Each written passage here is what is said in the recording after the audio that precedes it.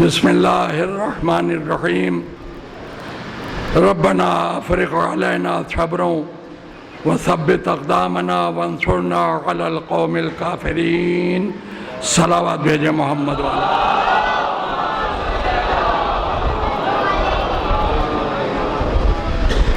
محترم اور معظم سامعین، جو سلسلہ کلام آپ کے سامنے چل رہا ہے،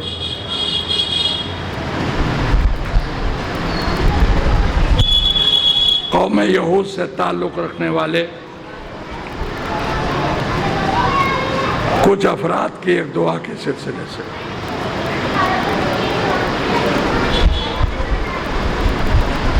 کل میں نے گفتگو جس منزل تک پہنچائی تھی،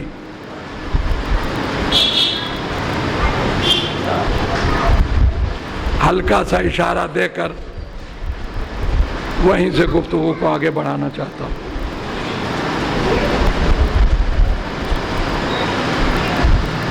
اللہ کا معیار انتخاب دولت نہیں ہوتا۔ اللہ اپنی طرف سے اگر کسی کو نمائندہ بنا کر چنتا ہے تو فقط دو چیزوں کی بنیاد پر چنتا ہے۔ سب سے زیادہ علم کس کے پاس ہے اور سب سے زیادہ طاقت کس کے پاس ہے۔ اور یہ بات میں 2 روز سے برابر کہہ رہا ہوں کہ اللہ کا قانون کبھی بدلتا نہیں ہے۔ وہ ایک مرتبہ جو قانون بنا دیتا ہے وہ قیامت تک کے لیے باقی رہتا ہے۔ تو اب چاہے اس دنیا کے آغاز میں وہ کسی کو چن رہا ہو یا درمیان سے کسی کو چن رہا ہو، اس کے انتخاب کے معیار یہی 2 رہیں گے۔ وہ عالم کو چنے گا، طاقتور کو چنے گا۔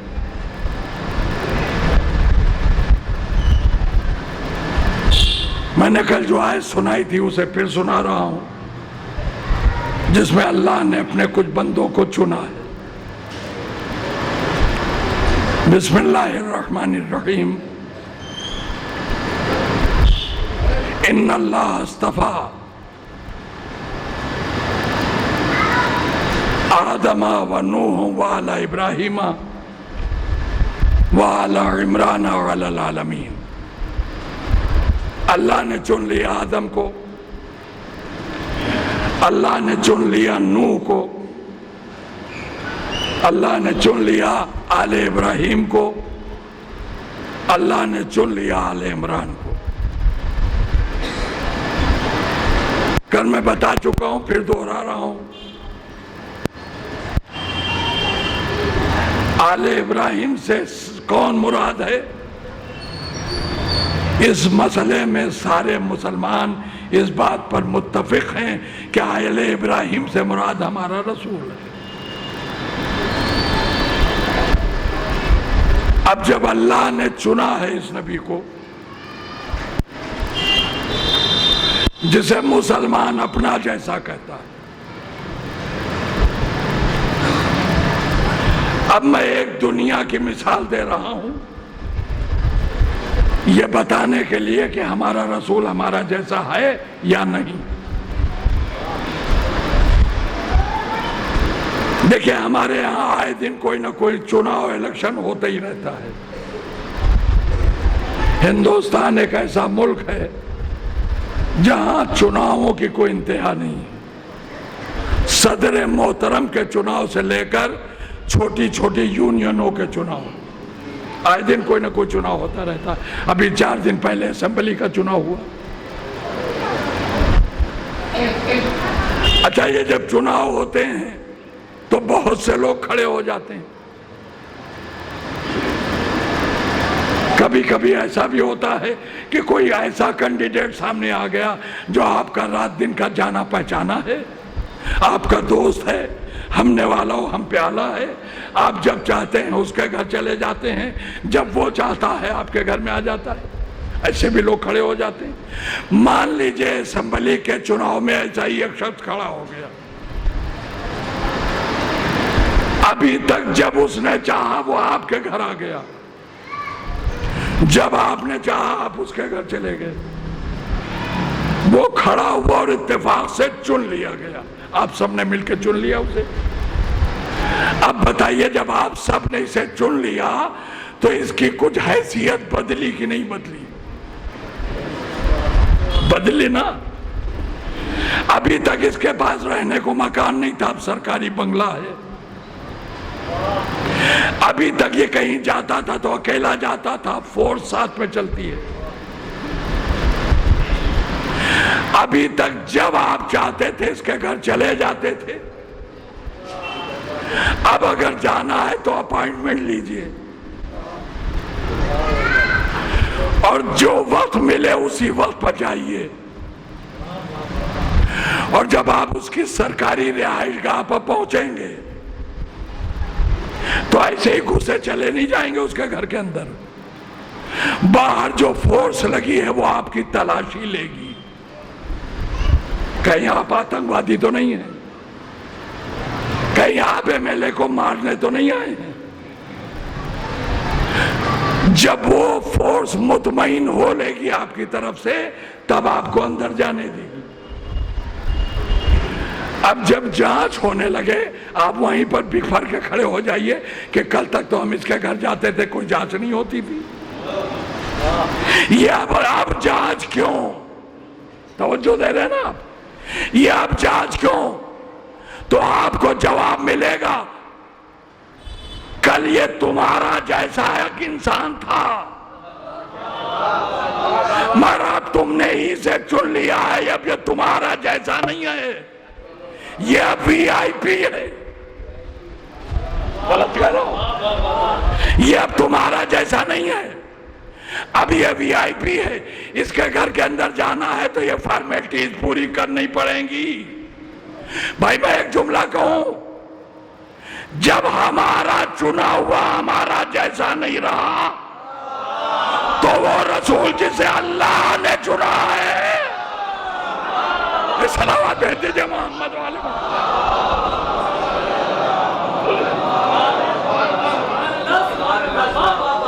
جب ہمارا چنا ہوا ہمارا جیسا نہیں رہا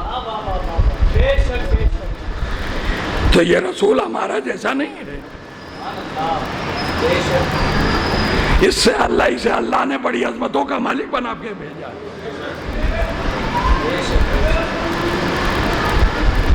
دیکھیں ایک چھوٹی سی بات کہہ رہا ہوں، یہ درگاہ ہے،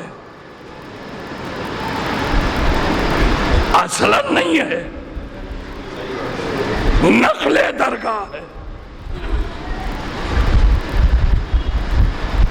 آپ اس میں جوتا پہن کے جا سکتے ہیں؟ نہیں جا سکتے ہیں؟ کیوں؟ کسی معصوم سے منسوب ہے یہ جگہ، آپ یہاں جوتا پہن کے نہیں جا سکتے۔ اب آپ ذرا نبی کو ملاحظہ فرمائیے گا، جناب موسیٰ جب انہیں کوہ طور پر معراج ہوئی جوتے پہن کے چلے جا رہے تھے، اللہ نے آواز دی یہ وادی مقدس ہے، جوتے اتارو۔ وادی مقدس ہے، اس کا مطلب مقدس مقام پر جوتا پہن کے نہیں جایا جاتا۔ موسیٰ کے جوتے اتروا دیے گئے، فغلا نالائق، اپنی جوتیاں اتارو، اس لیے کہ تم وادی مقدس میں ہو۔ تو وادی مقدس میں موسیٰ جیسے نبی کو بھی جوتے پہن کے جانے کی اجازت نہیں ہے۔ اب میرے نبی کو معراج ہوئی، موسیٰ کا قصہ سن چکا تھا میرا نبی کہ وادی مقدس میں ان کے جوتے اتار دیے گئے۔ میرا نبی جب عرش کی مہب پر پہنچا تو اس نے بھی چاہا کہ یہ عرش معلیٰ ہے، جوتے اتار دوں۔ بھائی عرش محلہ ہے نا بھائی، محلہ کسی معمولی جگہ کو نہیں کہتے. اگر آپ سنیے تو میں ایک جملہ کہوں، پوری کائنات میں 3 ہی عرش محلہ ہیں، 3 ہی محلہ ہیں پوری کائنات میں. ایک مکے میں نبی کا آبائی قبرستان جنت محلہ، نہیں ابھی میں نے 2 نام نہیں لیے، 3 محلہ ہیں. ایک جنت محلہ، ایک عرش محلہ، ایک کربلا محلہ. سلامت بھیجئے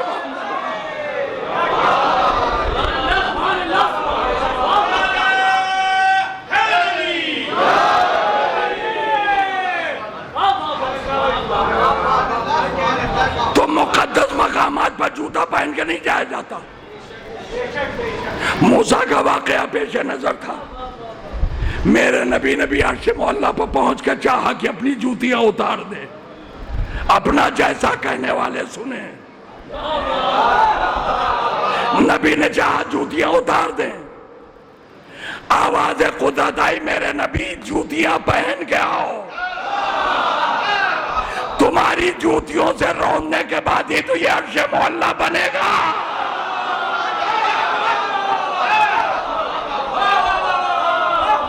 تمہاری جوتیوں سے روندے جانے کے بعد یہ عرش محلہ بنے گا. جوتیاں پہن کے آؤ، یہ آج تمہاری جوتیوں سے زیادہ مقدس نہیں ہے. اب آپ ذرا غور فرمائیے گا، میرا نبی عرش پر گیا مگر جوتے پہن کے. آپ کسی مقدس مقام پر جوتا پہن کے نہیں جا سکتے. ہوا فرق ہی نہیں، فرق ہوا کہ نہیں ہم میں اور رسول میں. مگر اب آپ ذرا سا غور کیجئے گا، میرے نبی کی جوتیاں مقدس، یہ ہمارا بھی ایمان ہے. جس جوتی میں میرا نبی اپنا پیر ڈال دے وہ سلیمان کے تاج سے زیادہ مقدس ہے. اچھا تو اب آپ سوچئے، یہ جوتیاں جب مقدس ہیں تو جن قدموں کے بدولت یہ جوتیاں مقدس بنی، میرے نبی کے وہ قدم کتنے مقدس ہوں گے؟ نہیں ابھی آپ نہیں پہنچے. وہ قدم کتنے مقدس ہوں گے جنہوں نے جوتیوں کو مقدس بنایا؟ قدم مقدس.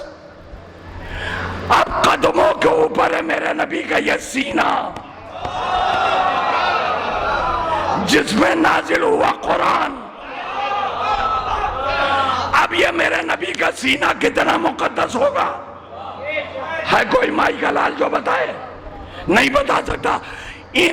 اس سینے سے بلند ہے نبی کا یہ کاندھا.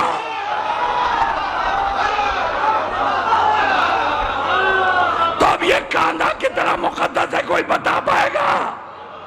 تو جب نبی کے کاندھے کا تقدس نہیں بتا سکتے تو جو اس پر پیر رکھ کے کھڑا ہوا، صلوات بھیجئے محمد علیہ وسلم.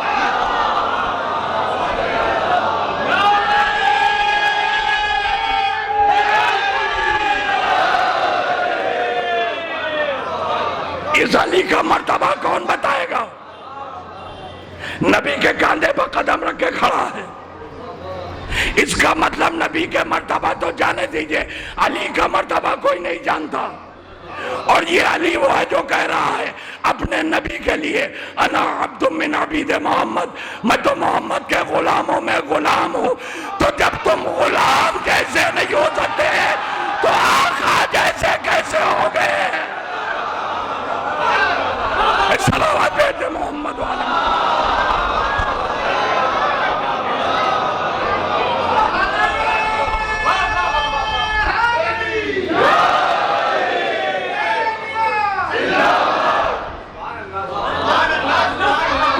علی جیسا نہیں ہو سکتا.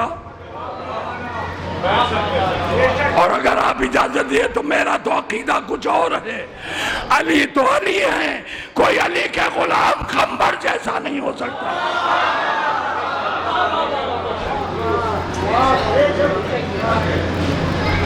اب سمجھ میں آیا رسول کیا ہے؟ ایسا صاحب عظمت رسول کہ اس کا گھر چھوڑ کے اس کا جیسا پوری کائنات میں کوئی نہیں.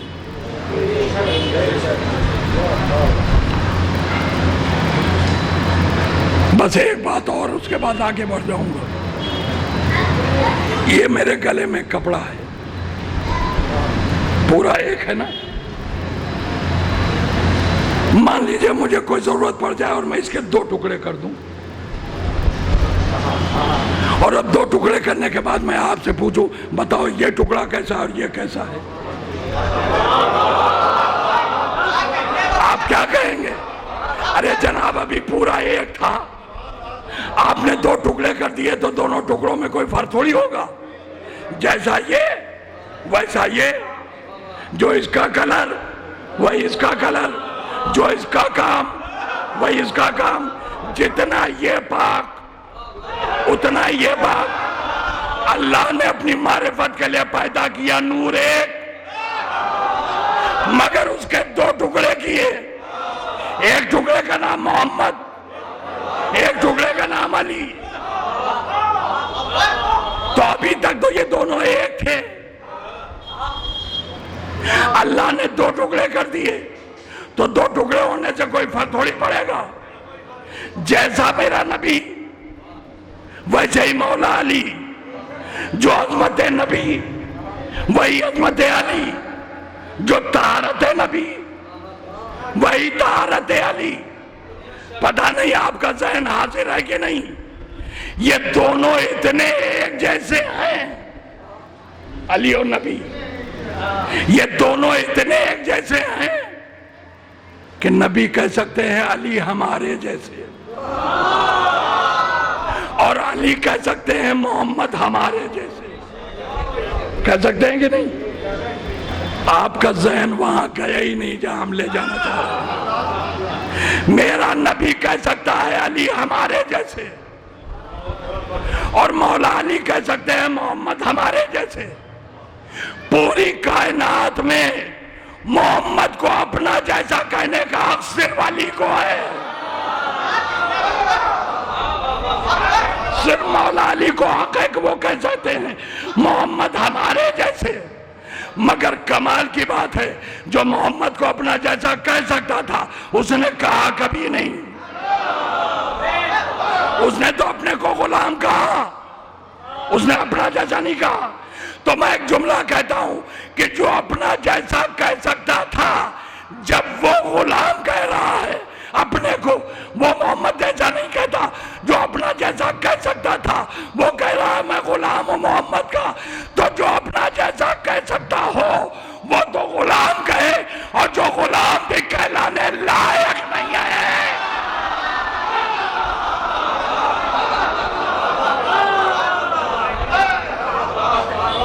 جو غلام کہلانے کے بھی لائق نہیں. اس سے بڑا غضب اور کیا ہو سکتا ہے کہ وہ کہہ رہے ہیں کہ محمد ہمارا جیسا. اچھا یہ بات ذہن میں رہے، ہمارا نبی سارے نبیوں کا نبی ہے، ہمارا نبی سارے نبیوں کا سردار ہے. اللہ چنتا کسے ہے؟ جس کے پاس علم سب سے زیادہ ہو، جس کے پاس طاقت سب سے زیادہ ہو. اب ایک آیت پھر سنا رہا ہوں، بڑوں کو نہیں، بزرگوں کو نہیں، بچوں کو. آیت کا نام ہے آیہ میثاق. میثاق کہتے ہیں عربی میں وعدے کو. آیہ میثاق یعنی وہ آیت جس میں اللہ نے اپنے نبیوں سے کچھ وعدے لیے، اس بنیاد پر اسے آیہ میثاق کہتے ہیں. کیا ہے وہ آیہ میثاق؟ اب ذرا سنیے. بسم اللہ الرحمن الرحیم. وَإِذْ أَخَذَ اللَّهُ میثاق النبیین لما آتیتکم من کتاب و حکمت ثم جاءکم رسول مصدق لما معکم. آیت ابھی آگے بھی ہے، ختم نہیں ہوئی بھی. ہمارے مطلب کی جتنی تھی اتنی ہم نے آپ کو سنا دی. کیا کہہ رہا اللہ؟ میرے حبیب یاد کیجئے اس وقت کو جب ہم نے اپنے سارے نبیوں سے میثاق لیا، وعدہ لیا. ہمارا نبی آخر میں آیا ہے نا، سارے انبیاء میرے نبی سے پہلے ہیں، میرا نبی ہے آخر میں. اللہ کیا کہہ رہا ہے؟ میرے حبیب یاد کیجئے اس وقت کو جب ہم نے اپنے نبیوں سے میثاق لیا. یہ یاد کیجئے سمجھانے کے لیے مثال دے رہا ہوں. میں آپ کے سامنے حاضر ہوں، مجلس پڑھ رہا ہوں. ہر ایک کی پسند الگ الگ ہوتی ہے. کوئی میری ذاکری کو پسند کرتا ہے، ہو سکتا ہے کسی کی نظر میں میری ذاکری کسی لائق نہ ہو سکتا ہے. میں نے سنا بھی ہے، ابھی آنے کے بعد میں نے سنا بھی ہے. ارے سنا ہوا وہ رضوان صاحب آ گئے، پھر وہ تو بس واہ واہ والی مجلس پڑھتے ہیں، کوئی کام کی بات تو پڑھتے ہی نہیں. یہ کہا گیا ہے، یہ کام کی بات، کون سی کام کی بات مجھے پتا نہیں. سننے والا کون سے کام کی بات چاہتا ہے مجھے پتا نہیں. میں تو ایک ہی بات چاہتا ہوں کہ آل محمد کے سلسلے سے اپنوں کا عقیدہ مضبوط کرو. ہمارے لیے اس سے بڑی کام کی بات کوئی نہیں ہے، اس لیے ہم عقیدے والی باتیں پڑھتے ہیں. اور کس کو بلا لیا؟ سارا شاہ چوپٹ ہو کے رہ گئے. بانی مجلس جو تھا اس نے کہا آپ نہیں جانتے انہیں؟ یاد کیجئے کورونا سے پہلے بھی یہ آئے تھے.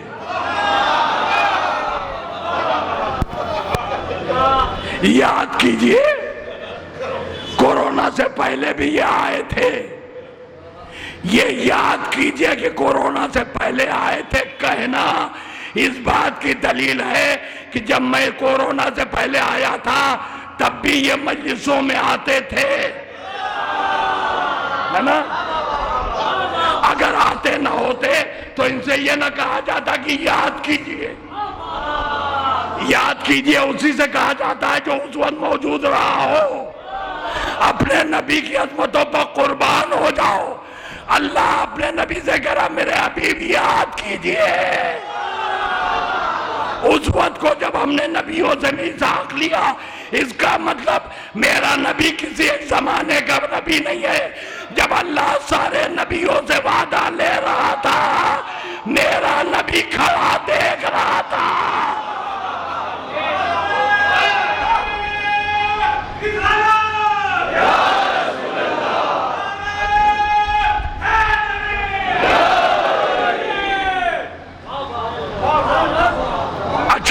چلیے اب اللہ نے کیا میثاق لیا وہ نہیں بتانا ہے اس وقت. حالانکہ اگر آپ سننا چاہیں تو میثاق کا مطلب میرے نبی کا کلمہ پڑھنے کا وعدہ لیا لوگوں نبیوں سے، اور کہا جب وہ آئے تو اس کی مدد کرنا، اس کی نصرت کرنا. یہ تھا میثاق. لیکن میثاق سے پہلے اس نے کیا کہا؟ اس نے کہا میرے نبیوں ہم نے تم کو کتاب میں سے جو علم دیا ہے، کتاب میں سے جو علم دیا ہے، ہمارا ایک نبی آئے گا جو تمہارے اس علم کی بھی تصدیق کرے گا، ساتھ ہی تمہاری نبوت کی گواہی دے گا. نبیوں کو اللہ نے علم کہاں سے دیا؟ کتاب میں سے. اب یہ میں سے اگر آپ کو ہم سمجھا لے گئے تو ہماری محنت سوارت ہو گئی. میں سے کیسے سمجھائیں ہم آپ کو؟ دیکھیں محرم کا زمانہ ہے، کوئی شادی بیاہ تو ہوگی نہیں، اگر ہوگی بھی تو آپ جائیں گے نہیں. محرم میں ہم شادیوں میں شرکت نہیں کرتے. مان لیے مولا کے نام پر کوئی مجلس ہے, بہت سی مجلس ہیں جس میں تبرک کا انتظام ہوتا ہے. تبرک کا انتظام ہوا اس مجلس میں. کیا تھا تبرک؟ سالن روٹی. دیکھیں کھانے کے نام پر بڑا مزہ آتا ہے. سالن روٹی کا انتظام, دسترخوان بچ گیا, نظر مولا آنا شروع ہو گئی دسترخوان پہ. کچھ نوجوان بول میں سالن لے کے لا کے دسترخوان پر رکھنے لگے. جب وہ دسترخوان پر لا کے سالن کے بھرے ہوئے بول رکھنے لگے تو ہم نے پوچھا بھیا یہ سالن تم کہاں سے لائے ہو؟ کہنے لگے دیگ میں سے. میں سے سمجھا رہا ہوں آپ, دیگ میں سے. اب 10-20 آدمی وہاں پر کھڑے تھے. بتائیے کوئی یہ سمجھے گا اس دیگ میں سے کہنے پر کہ دیگ میں جتنا سالن تھا سب لے آئی اسی بول میں؟ جب اس نے کہا دیگ میں سے تو اس کا مطلب یہ ہے جتنی اس بول میں گنجائش تھی اتنا لے آئے, بقیہ رہ گیا دیگ میں, ہے نا؟ اللہ کہہ رہا ہے نبیوں ہم نے تمہیں علم دیا ہے کتاب میں سے. تو اس میں سے کا مطلب یہ ہوا کہ اللہ بتانا چاہتا ہو گواہ ہیں, ایک میں اور ایک وہ علی جسے ہم نے پورا علم کتاب دے دیا.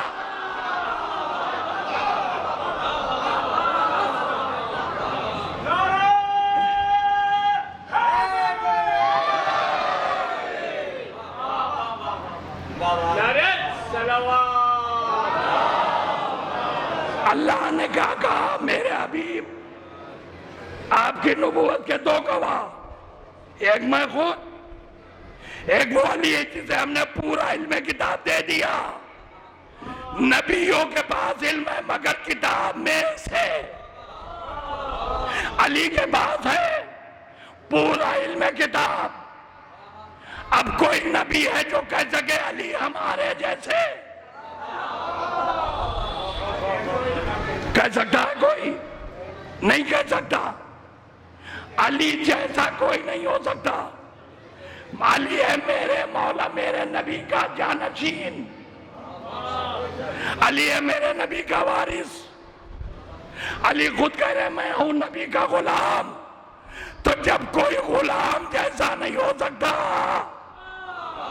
تو نبی جیسا کیسے ہو جائے گا؟ ایک صلوات بھیجئے محمد والا.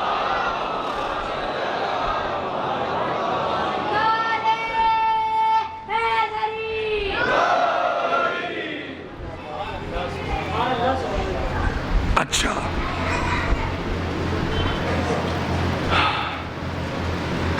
ابھی میں نے آیت سنائی تھی نا آپ کو جس میں اللہ نے کچھ انتخاب کیے ہیں. آدم, نوح, آل ابراہیم, آل عمران. آل ابراہیم پر تو سارے مسلمان متفق ہیں کہ رسول اللہ ہیں. آل عمران میں بڑا جھگڑا ہے, بہت جھگڑا ہے اس میں. کچھ مسلمان کہتے ہیں آل عمران سے مراد موسیٰ ہے, اس لیے کہ جناب موسیٰ کے باپ کا نام بھی عمران تھا. کچھ مسلمان کہتے ہیں کہ نہیں آل عمران سے مراد جناب عیسیٰ ہے, اس لیے کہ جناب عیسیٰ کی ماں مریم اور مریم کے بابا کا نام عمران ہے. تو جیسے نواسہ محمد ہونے کے بعد حسین آل رسول, ویسے ہی نواسہ عمران ہونے کے بعد عیسیٰ آل عمران. یہ کچھ مسلمانوں کا عقیدہ ہے. مگر ہمارے علماء کیا کہتے ہیں؟ آل عمران سے مراد مولا علی, اس لیے کہ مولا علی کے بابا کا نام ابو طالب. کیا نام تھا؟ یہ ابو طالب کنیت ہے. کنیت اس نام کو کہتے ہیں جو کسی نسبت کی بنیاد پر پکارا جائے. ابو طالب یعنی طالب کے باپ. مولا علی کے سب سے بڑے بھائی کا نام طالب تھا، تو بڑے بیٹے کے نام سے مولا علی کے بابا کو ابو طالب کہا جاتا ہے. یہ نام نہیں ہے، یہ کنیت ہے. نام تھا عمران، انہی کے نام سے قرآن میں سورہ ہے آل عمران. اب اس کی وضاحت کا موقع نہیں ہے اس وقت، کبھی موقع ملے گا تو وضاحت کروں گا. تو 3 گروہ ہو گئے آل عمران ماننے والوں کے. ایک موسیٰ کو ماننے والے، ایک عیسیٰ کو ماننے والے، اور ایک مولا علی کو ماننے والے. جھگڑا جب مسلمانوں میں ہو تو فیصلہ بہت مشکل ہوتا ہے. کیوں؟ مسلمان جھگڑا بڑھانا تو جانتا ہے، مٹانا نہیں جانتا. اب آل عمران سے کسے اللہ نے چنا، یہ ثابت کرنے کے لیے کوئی روایت نہیں سناؤں گا. روایت سناؤں گا تو جس کے خلاف جائے گی کہے گی ہم اس روایت کو نہیں مانتے، یہ ضعیف ہے. کوئی حدیث نہیں سنائیں گے ہم، اس لیے کہ اگر کسی کے خلاف فیصلہ جا رہا کہتا ہے یہ حدیث غیر معتبر ہے، اس کا فیصلہ ہم نہیں مانتے. جب حدیث ہی معتبر نہیں تو فیصلہ معتبر کیسا؟ اچھا ہم آل عمران علی ہیں، اسے ثابت کرنے کے لیے کوئی عقلی دلیل بھی نہیں دیں گے. کیوں؟ اس لیے کہ سمجھانا ہے مسلمانوں کو. تو ہم عقلی دلیل دے کے کیا کریں؟ ان کے نزدیک عقل رسول معتبر نہیں ہے، تو ہماری عقل پر کیا بھروسہ کریں؟ تو ہم ثبوت میں صرف سنائیں گے قرآن. اس لیے کہ مسلمانوں کے درمیان قرآن ہی ایک ایسی کتاب ہے جس کی جو نہ مانے وہ کچھ بھی ہو مسلمان نہیں ہو سکتا.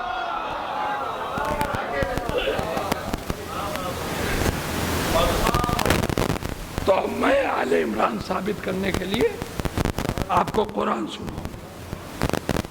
اللہ نے کیا کہا؟ ہم کسے چنتے ہیں؟ جس کے پاس سب سے زیادہ علم ہو اور سب سے زیادہ طاقت ہو.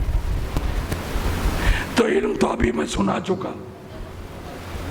اللہ نے نبیوں کے لیے کہا ہم نے انہیں علم دیا کتاب میں سے،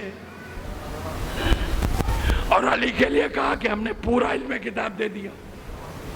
تو آدم سے لے کے جناب عیسیٰ تک کوئی نبی ایسا نہیں ہے جو علم علی سے آگے ہو.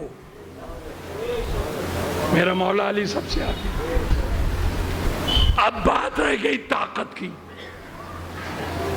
مسلمان آل عمران سے مان رہے ہیں عیسیٰ کو، موسیٰ کو، ہم مان رہے ہیں علی کو. اللہ چنتا ہے سب سے زیادہ علم والے کو. تو علم میں تو علی کا مقابلہ نہیں عیسیٰ نہ موسیٰ، کوئی نہیں کرتا. عیسیٰ اور موسیٰ دونوں کو علم ملا کتاب میں سے، اور علی کو علم ملا کہ پوری کتاب. اب آئیے طاقت میں دیکھتے ہیں. موسیٰ آگے ہیں علی سے، عیسیٰ آگے ہیں طاقت میں علی سے. آپ یقین یعنی ممبر پر بیٹھ کے کہہ رہے ہیں اگر طاقت میں موسیٰ علی سے آگے نکل جائیں، ہم آنکھیں بند کر کے آل عمران سے موسیٰ کو مان لیں. اگر عیسیٰ طاقت میں علی سے آگے نکل جائیں تو ہم آل عمران سے مراد عیسیٰ کو مان لیں گے، علی کو نہیں مانیں گے. لیکن ہم مسلمانوں سے بھی ایک بات کہتے ہیں کہ اگر طاقت میں علی سب سے آگے نکل جائیں تو پھر تعصب کی عینک اتار دو اور آل عمران سے علی کو مان لو، ورنہ ہم یہ جانیں گے کہ تمہاری ماں نے تمہاری پیدائش میں غلطی کی ہے.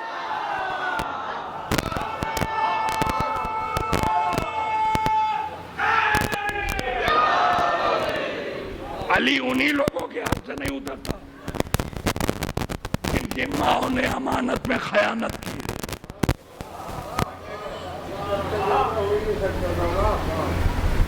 اب ذرا سنیے گا قرآن کی آیت پھر سنا رہا ہوں. علم میں کون، طاقت میں کون آگے؟ بسم اللہ الرحمن الرحیم. موسیٰ کو تو آپ لوگ جانتے ہیں نا؟ ہیں؟ ارے بھائی بولیے، جانتے ہیں نا؟ کوہ طور پر اللہ سے باتیں کرنے جایا کرتے تھے. تو ایک دفعہ تھوڑی، بہت دفعہ گئے، مگر ایک مرتبہ جب موسیٰ گئے کوہ طور پر اللہ سے باتیں کرنے کے لیے، تو اللہ نے اپنی اور موسیٰ کی جو بات چیت تھی اس کی آڈیو کیسٹ بنوائی. آپ ہنس رہے ہیں، آپ یہ سوچ رہے ہو کہاں آڈیو کی بات لے کے آ گئے. اب آڈیو کا زمانہ کہاں رہ گیا. مگر بھائی میری مجبوری ہے، میں سی ڈی نہیں کہہ سکتا، اس لیے کہ سی ڈی میں آواز بھی آتی ہے اور شکل بھی دکھائی دیتی ہے. اب ہم کہیں کہ اللہ اور موسیٰ کی گفتگو جو تھی اس کی سی ڈی بنی، کوئی صاحب کہتے ہیں تو تصویر دکھائیے دونوں کی، تو ہم اللہ اور موسیٰ کی صورت کہاں سے دکھائیں گے؟ اسی لیے ہم کہہ رہے ہیں کہ اللہ نے آڈیو بنوائی، اس میں صرف آواز آتی ہے، صورت نہیں دکھائی دیتی. تو اللہ نے اپنی اور موسیٰ کی گفتگو کی آڈیو بنوائی اور قرآن میں ڈاؤن لوڈ کر دیا اسے. جب جس کو دونوں کی باتیں سننا ہو قرآن کھولو اور سنو. اب جو قرآن میں ڈاؤن لوڈ ہوا ہے سنیے. موسیٰ پہنچے کوہ طور پر، گفتگو کا آغاز اللہ نے کیا. موسیٰ سے کیا ایک سوال، بسم اللہ الرحمن الرحیم. وما تلک بیمینک یا موسیٰ، اے موسیٰ یہ تمہارے داہنے ہاتھ میں کیا ہے؟ قال ہے عصایا، موسیٰ نے کہا یہ میری لاٹھی ہے، میرا ڈنڈا ہے، میرا عصا ہے. اتوکا علیہا، اسی پر ہم تکیہ بنا کے لیٹتے ہیں. وَأَهُشُّ بِلَعْبِهَا عَلَى غَنَمِي، اسی ڈنڈے سے ہم اپنی بھیڑوں کے لیے پتے توڑتے ہیں. وَلِيَا فِيهَا مَعَارِبُ أُخْرَى، اور بھی بہت سے کام ہیں جو ہم اس ڈنڈے سے لیتے ہیں. قَالَ أَلْقِهَا يَا مُوسَىٰ، اللہ نے کہا موسیٰ اپنے اس عصا کو زمین پر پھینکو. فَأَلْقَاهَا، موسیٰ نے پھینک دیا. اب جو موسیٰ نے اپنی لاٹھی کو زمین پر پھینکا تو ہوا ایک چمتکار. دیکھیں ہم معجزہ بھی کہہ سکتے تھے مگر نہیں کہا. اب چمتکار ہی والا زمانہ ہے.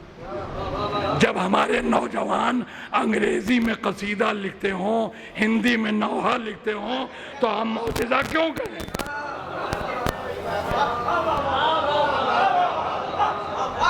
اگر آپ معجزہ سننا چاہتے ہیں تو اپنے بچوں کو انگریزی پڑھائیے، اپنے بچوں کو ہندی پڑھائیے، مگر اردو بھی پڑھائیے، قرآن بھی پڑھائیے، دینیات بھی پڑھائیے. مذہب انہی زبانوں میں ملے گا، ہندی اور انگریزی میں نہیں ملے گا.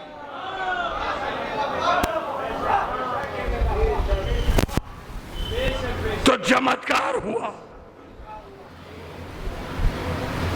کیا ہوا؟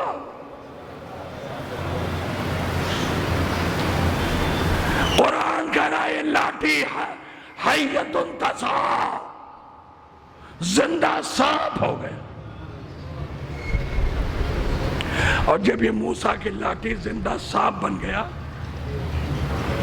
تو اللہ نے موسیٰ سے کہا خذھا، اسے پکڑو. اللہ کہہ رہا ہے موسیٰ سے یہ لاٹھی جو سانپ بن گئی تھی خذھا، اسے پکڑو. اچھا ایک بات بتائیے، اللہ نے کہا پکڑو تو موسیٰ جھپٹ کے اسے پکڑ لیتے تو اللہ تعریف کرتا نا، شاباش موسیٰ، بڑے تم طاقت والے ہو، بڑے ہمت والے ہو، تم سانپ سے ڈرے نہیں، تم نے اسے پکڑ لیا فوراً. ایسا ہوتا کہ نہ ہوتا؟ مگر قرآن تو کچھ اور کہہ رہا ہے. پہلے تو اللہ نے کہا خذھا، پکڑو، تو لگتا ہے کہ موسیٰ نے نہیں پکڑا، اس لیے کہ اللہ نے کہا وَلَا تَخَفْ، ڈرو نہیں۔ یہ ڈرو نہیں کہنا اس بات کی دلیل ہے کہ موسیٰ ڈرے، موسیٰ ڈرے تو اللہ نے کہا ڈرو نہیں، وَلَا تَخَفْ، ڈرو نہیں، تم اسے پکڑ کے تو دیکھو۔ سَنُعِيدُهَا سِيرَتَهَا الْأُولَىٰ، جیسے ہی تم اسے چھوؤ گے ہم اسے پھر پہلے جیسا یعنی لاٹھی بنا دیں گے۔ تو وَلَا تَخَفْ کہنا اس بات کی دلیل ہے، جب اللہ نے کہا تھا پکڑو تو انہوں نے نہیں پکڑا، تو اللہ نے کہا ڈرو نہیں۔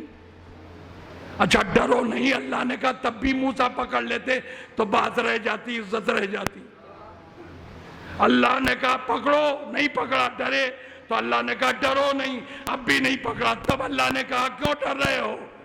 اسے ہاتھ لگا کے دیکھو، جیسے ہی تم چھوؤ گے ہم اسے پھر پہلا جیسا یعنی لاٹھی بنا دیں گے۔ اتنی گفتگو اس بات کی دلیل ہے یہ اصلی سانپ نہیں تھا، نقلی سانپ تھا جو لاٹھی سے سانپ بن گیا تھا۔ موسیٰ ڈر گئے تھے۔ مسلمانوں عقل کے ہوش لو، اللہ کہہ رہا ہے ہم چنتے اسے ہیں جس کے بعد طاقت سب سے زیادہ ہو، جو نقلی سانپ سے ڈر جائے وہ علی برابر نہیں ہو سکتا۔ علی کلے اندر سینے والے کو صلوات بھیجئے محمد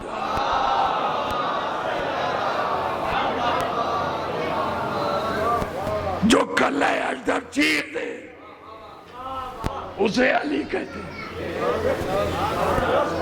تو موسیٰ سے طاقت میں علی آگے ہیں کہ نہیں؟ اور اللہ کہہ رہا ہم اسے چنتے ہیں جس کے بعد طاقت سب سے زیادہ ہو۔ اب ایک جملہ کہوں، موسیٰ طاقت میں علی سے پیچھے ہو گئے کہ نہیں؟ تو اب اللہ موسیٰ کو چنے گا؟ بولیے، یہ جو آل عمران سے لوگ موسیٰ کہہ رہے ہیں تو کیا اللہ موسیٰ کو چنے گا؟ نہیں چنے گا۔ تو پھر مسلمانوں جملہ یاد رکھنا، جب نقلی سانپ کو دیکھ کر ڈرنے والے کو اللہ نہیں چنتا تو جو سانپ کو دیکھ کے رونے لگے اللہ اسے جانشین محمد نہیں بنائے گا۔ صلوات بھیجنے محمد والے محمد۔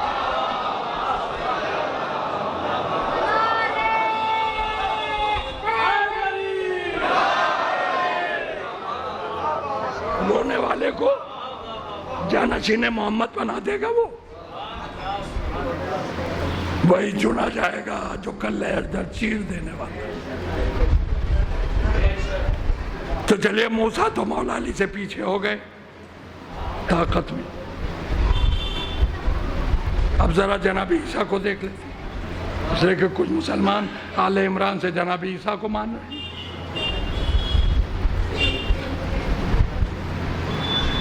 عیسیٰ کو یہودیوں نے قید کر لی اور ان پر ان کی نگرانی پر سب سے بڑے اس زمانے کے بیہودہ کو لگایا۔ کیا کسے لگایا؟ بیہودہ، نام تھا یہودا۔ یہودا کا قافیہ بیہودہ کے علاوہ کوئی بنتا ہی نہیں، کیا کرے۔ ایک دن یہودیوں نے فیصلہ کیا کہ عیسیٰ کو سولی پر چڑھا دیں گے، تو اسی یہودا سے کہا گیا کہ عیسیٰ کو پکڑ کے باہر لاؤ، آج ہم انہیں سولی پر چڑھا دیں گے۔ یہ یہودا جب قید خانے میں داخل ہوا، عیسیٰ نبی ہیں تو نبی سے دیکھ کر سمجھ گئے کہ اب میرا زندگی کا وقت ختم، تو یہ سوچ کے کہ اب میں مارا جاؤں گا، عیسیٰ ہو گئے نروس۔ جب نروس ہوئے تو اللہ نے کہا عیسیٰ گھبراؤ نہیں، ہم تمہیں چوتھے آسمان پر اٹھائے لیتے اور یہودا کو عیسیٰ کی شکل دے دیتے ہیں۔ عیسیٰ کو اللہ نے اٹھا لیا چوتھے آسمان پر اور یہودا کو بنا دیا عیسیٰ کی تصویر. اب یہودا کو پتا نہیں میری شکل بدل گئی.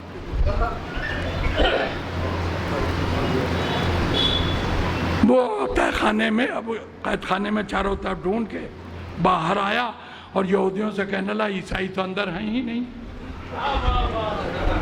عیسیٰ تو اندر ہیں ہی نہیں. تو لوگوں نے اسی کو پکڑ لیا، اس کی شکل عیسیٰ جیسی ہو گئی تھی نا. وہ یہودیوں نے اسی کو پکڑ لیا، تم ہی عیسیٰ ہو، ہم کو داؤں دے رہے ہو کہ عیسیٰ اندر ہیں ہی نہیں.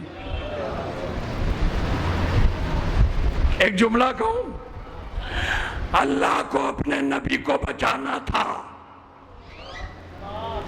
تو جو دشمن تھا اسے عیسیٰ کی شکل دے کے تھوڑی دیر کے لیے عیسیٰ بنا دیا. نہیں پہنچا آپ کا یہودا عیسیٰ کا دشمن تھا، مگر اللہ نے اپنے نبی کو بچانے کے لیے یہودا کو بنا دیا عیسیٰ جیسا. تو اگر ایک دشمن کو نبی کو بچانے کے لیے نبی کی شکل دی جا سکتی ہے تو شب ہجرت نبی کو بچانے کے لیے علی کو محمد کو نہیں بنایا جا سکتا.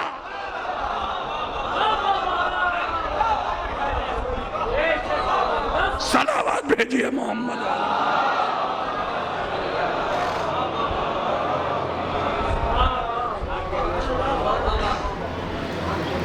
تو یہودی آج تک یہی سمجھتے ہیں کہ عیسیٰ کو ہم نے سولی دے دی.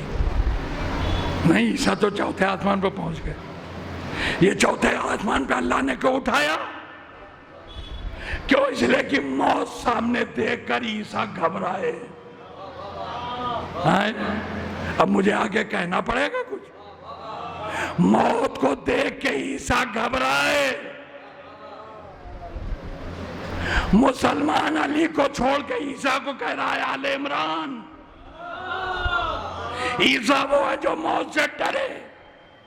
اب علی کی تصویر دیکھیے گا، جنگ صفین ہے، تلواریں چل رہی ہیں، نیزے چل رہے ہیں، کمانیں کڑک رہی ہیں.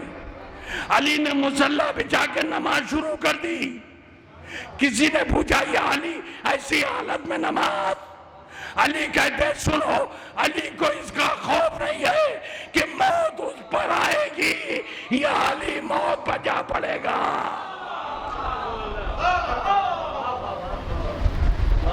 جب سینے میں اتنی طاقت ہو تب اس بندے کو علی کہتے ہیں.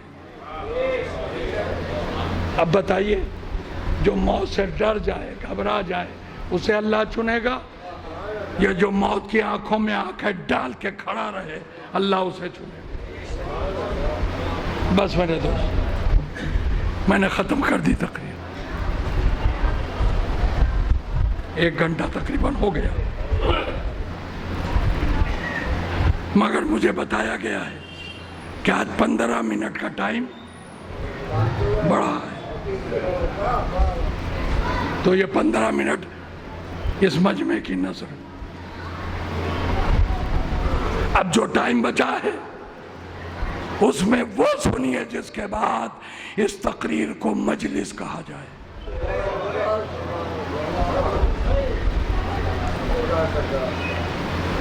آج میں کس کے مصائب پڑھوں؟ مجھے کچھ کہا نہیں گیا ہے.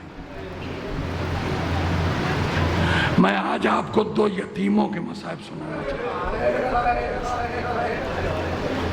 کون یتیم؟ مسلم کے یتیم.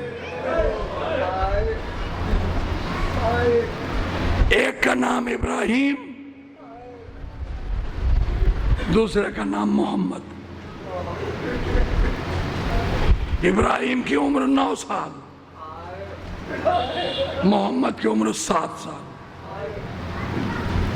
یہ باپ کے ساتھ کوفہ آئے تھے، لیکن باپ سے بچھڑ گئے، باپ مار دیا گیا. یہ یتیم کوفے کی گلیوں میں اپنی جان بچانے جاتے پھر رہے تھے. تفصیل میں نہیں جاؤں گا. جان بچاتے بچاتے یہ ایک باغیچے میں پہنچ گئے.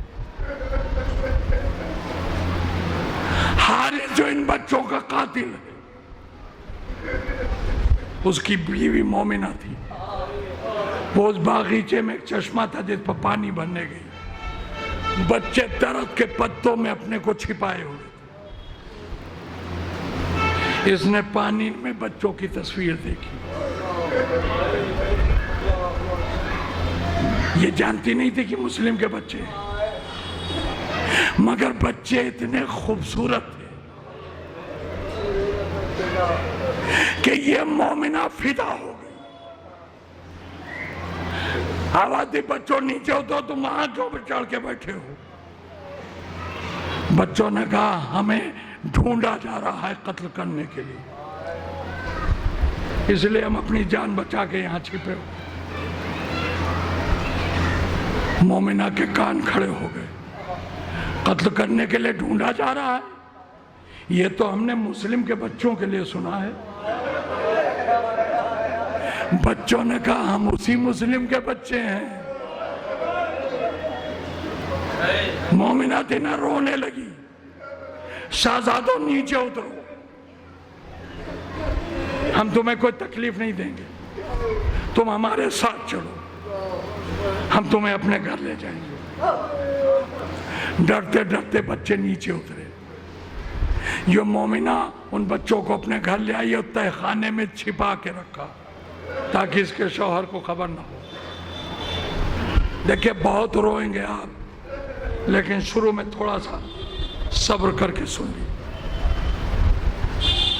ملعون حارث رات کے اندھیرے میں گھر آیا. بچوں کی آہٹ ملی. جا کے تہہ خانے میں دیکھا تو مسلم کے شہزادے یہاں تھے. زلفیں پکڑ کر کھینچتا ہوا لے کر آیا.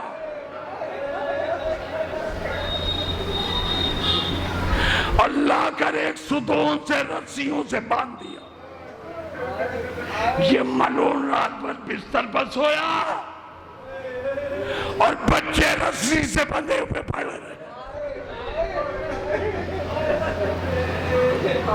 صبح ہوئی، ننگی تلوار لیے ہوئے بچوں کے بالوں کو پکڑ کر کھینچتا ہوا نہر فرات کی طرف لے چلا. اس کی زوجہ جو مومنہ تھی یہ ہاتھ جوڑی ہے، ارے رسول کے گھر کے بچے ہیں، ان پر یہ ظلم نہ کر، چھوڑ دے انہیں. مگر وہ ملعون نہ مانا، کھینچتا ہوا لیا جا رہا. ایک مرتبہ ان شہزادوں نے کہا اے مومنہ تو ہمیں بچانے کی فکر نہ کر، ہمیں معلوم ہے کہ آج ہم اپنے بابا کے پاس پہنچ جائیں گے، تو ہمیں بچا نہیں پائے گی، لیکن اگر بچانے کی فکر کرتی رہے گی تو بھی ماری جائے گی. تو اپنی جان بچا لے. توجہ سے سنیے گا، وہاں لا رہا ہوں آپ کو جہاں آپ کی قوت برداشت ساتھ چھوڑ دے گی. کہ مومنہ اپنی جان بچا لے. اس نے کہا شہزادو میں تمہارے نام پر مر بھی جاؤں تو مجھے کوئی تکلیف نہیں ہوگی، میں خوش ہوں گی کہ میں اپنے شہزادوں پر قربان ہوں. ان بچوں نے کہا نہیں، تو اپنی جان نہ دے، اپنی جان بچا لے، اس لیے کہ ہمیں تجھ سے ایک کام ہے.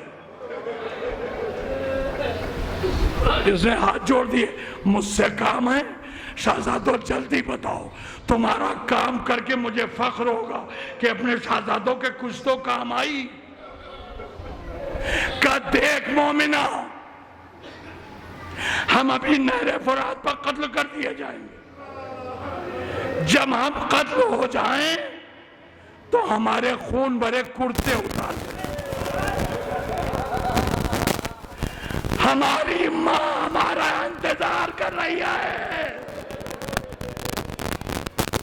ہو سکے تو ہمارے کرتے ہماری ماں تک پہنچا دیں.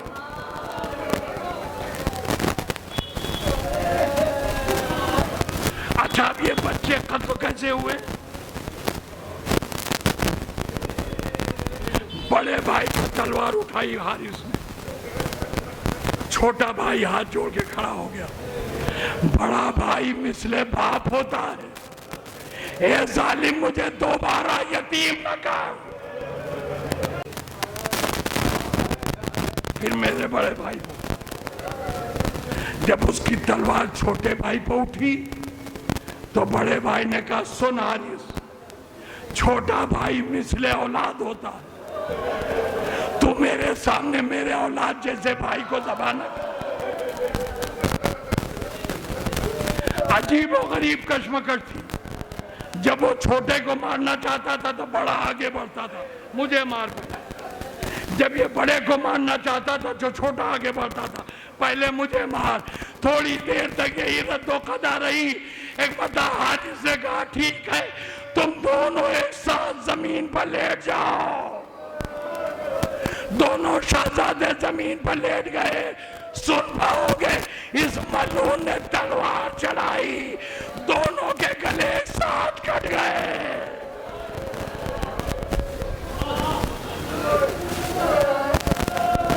दोनों के गले एक साथ कट गए। ज़ौजा ने बढ़ के इनके कपड़े उतारे, कुर्ते उतारे, लाशें दरियाए फुरात में बहा दी। अब ये मोमिना इन कुर्तों को लेके अपने घर आई और अब इस इंतजार में है कि मौका मिले तो ये कुर्ते इन बच्चों की मां तक पहुंचा। अब तारीख में इस वाक़े की जो तफसील मिलती है, वो तफसील ये बताती है कि इन कुर्तों को मां तक पहुंचने में इतना टाइम लगा कि इसकी मां, इन बच्चों की मां, कैदखाने शाम की अज़ियत जेल के वापस मदीना पहुंच गई। अभी ये कुर्ते नहीं पहुंचे।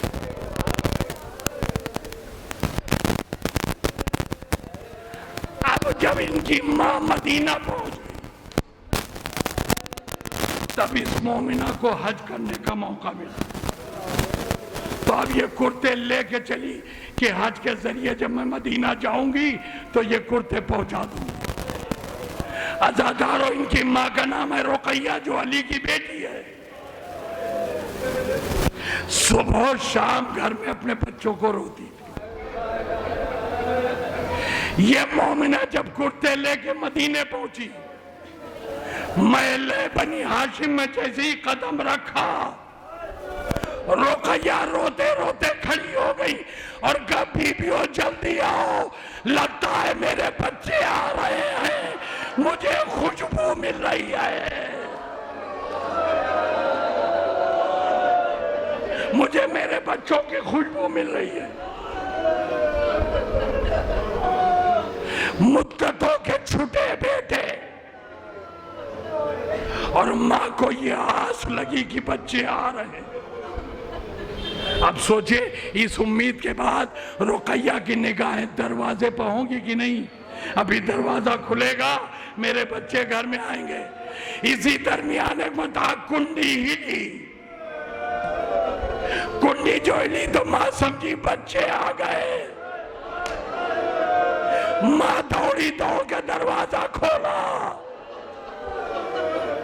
देखा सामने बच्चे नहीं है, एक औरत खड़ी। रुकैया ने कहा, बीबी तुम कौन हो? कहा, मैं आपकी चाहने वाली। रुकैया ने कहा, क्यों आई हो? कहा, एक अमानत लेके आई हो, अली की बेटी रुकैया के लिए। रुकैया ने कहा, बीबी रुकैया मैं ही हूं, लाओ जो अमानत हो मुझे दे दो। कहा, आप मुस्लिम की ज़ौजा रुकैया है? रुकैया ने कहा, हाँ। कहा, तो फिर वो अमानत मैं अकेले में आपको नहीं दे सकती, इसलिए कि जो लाई हूं उसे आप देख ना पाएंगी। आप अपनी बहन ज़ैनब को बुलाइए, आप अपनी बहन उम्मे कुलसूम को बुलाइए। शहजादी रुकैया ने अपनी दोनों बड़ी बहनों को बुलाया آ گئی دونوں شہزادی. اب سنیے گا اس نے کیا کہا. ہاتھ جوڑے شہزادی زینب سے, آپ رقیہ کا داہنا بازو پکڑ لیجئے. ہاتھ جوڑے ام کلثوم سے, آپ ان کا بایاں ہاتھ پکڑ لیجئے, اس لیے کہ جو چیز دکھانے جا رہی ہوں اس سے ماں دیکھ کر بے ہوش ہو جائے گی.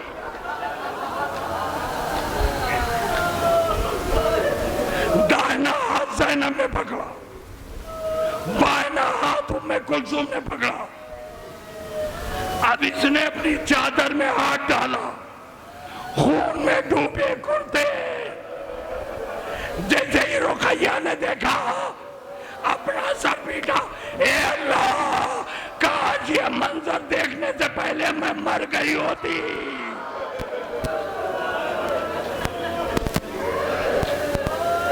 آل محمد میں کورام, واہ مسلمہ.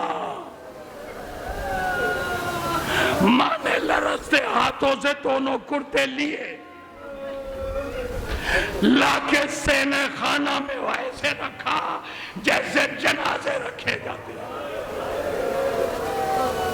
کرتے زمین پر رکھنے کے بعد رقیہ نے آواز دی, بیویو آؤ مجھے میرے بچوں کا پرسہ دو.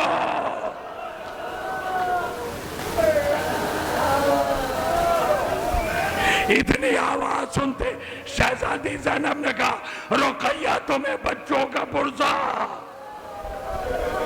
ام کلثوم نے کہا, بہن بچوں کا پرسہ. ام لیلہ نے کہا, رقیہ بچوں کا پرسہ. ختم کر رہا ہوں مجلس. ساری بیویاں ایک ایک کر کے پرسہ دینے آنے لگی. ایک مرتبہ رباب آگے بڑھی, پرسہ دینے کے لئے رباب بڑھی. رقیہ کھڑی ہو گئی, بھابی آپ پرسہ نہ دیجئے گا. کہا کیوں؟ کہا کم سے کم مجھے اپنے بچوں کے کرتے تو مل گئے. ہائے آپ کا اصغر جس کا جھولا کربلا میں جل گیا. اے بی بی آپ کو اصغر کا پرسہ, آپ مجھے پرسہ نہ دیجئے, میں آپ کو آپ کے شہزادے کا پرسہ دوں گا. آل محمد کے گھر میں 3 شہیدوں کا ایک ساتھ ماتم ہوا. واہ علی اصغرہ, واہ ابراہیمہ, واہ